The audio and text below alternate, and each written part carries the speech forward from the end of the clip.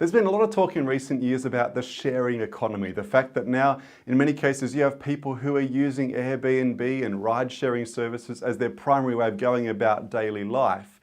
And yet while we've talked about the sharing economy and how it has impacted the way our communities hold together, the way that industries operate, I think what we've missed is that this shift toward the sharing economy is actually symbolic of a much more significant macro trend we're going to see play out in the years to come. And that is a move away from the notion of asset ownership. Now this is massive, this is incredibly significant for a number of brands and organizations. In fact, I'd suggest that this idea of asset ownership, owning the things that we use on a daily basis, may well be a thing that we look back on in the past as a uniquely 20th century phenomenon. That's when it stopped.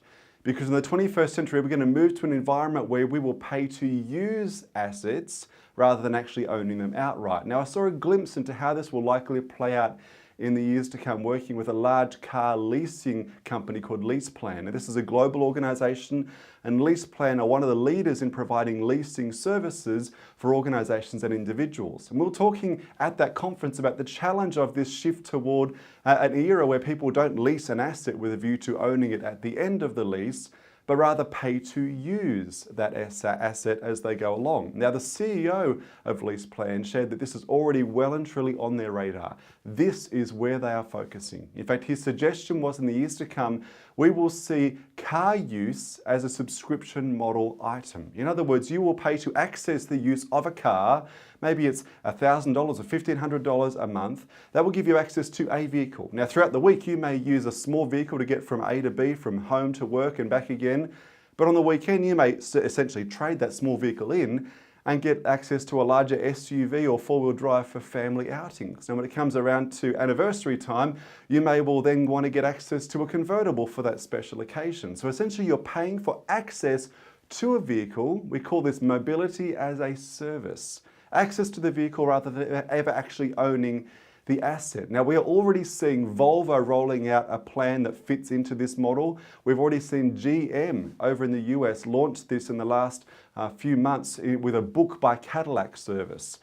And yet we're seeing this is not just in the more automotive space, this is in many industries. Right now, for much of the software you're using on your computer may well be what we call software as a service. You are paying for access to that software rather than actually owning the license for that software outright. You think how Microsoft has moved toward this for their Office suite over the last few years. In the lighting arena, we're seeing a similar thing. Global electrics giant Philips has actually moved toward what they're calling a lighting as a service model. The challenge for them is they've always made money off the fact that we buy light globes and lighting systems and every few years have to pay to replace the light globes that have blown or worn out. Now the challenge is modern LED globes last for 50,000 hours on average. Now that is 10 years of running that globe 24 hours a day, 7 days a week. And so that model of paying for the asset and then replacing when it runs out is no longer a viable option when the asset lasts a whole lot longer. What Philips are now doing is having people pay for access to lighting services rather than actually paying for the lights themselves. We saw this play out for Rolls-Royce a number of years ago. Rolls-Royce moved their business model for their aircraft engine department from actually having airlines pay for engines, instead having airlines pay for the number of hours they used those engines. Now finally, we're seeing this shift play out in the tyre space. So tyres for our cars on the road, we're seeing a number of the larger manufacturers moving away from the notion of actually purchasing tyres and instead of purchasing the items, paying for every 1,000 kilometres that you use that tyre on the road. Now you can see this is a significant paradigm shift, moving away from asset ownership.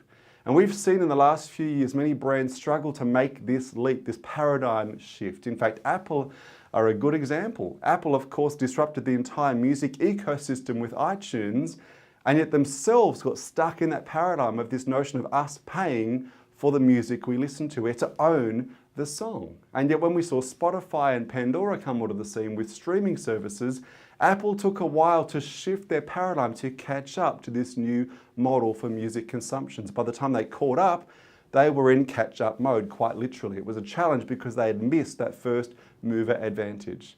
So I wonder for your business, your industry, what does this shift from the asset ownership model to a subscription model mean? And how do you get out in front of this trend rather than falling victim to it?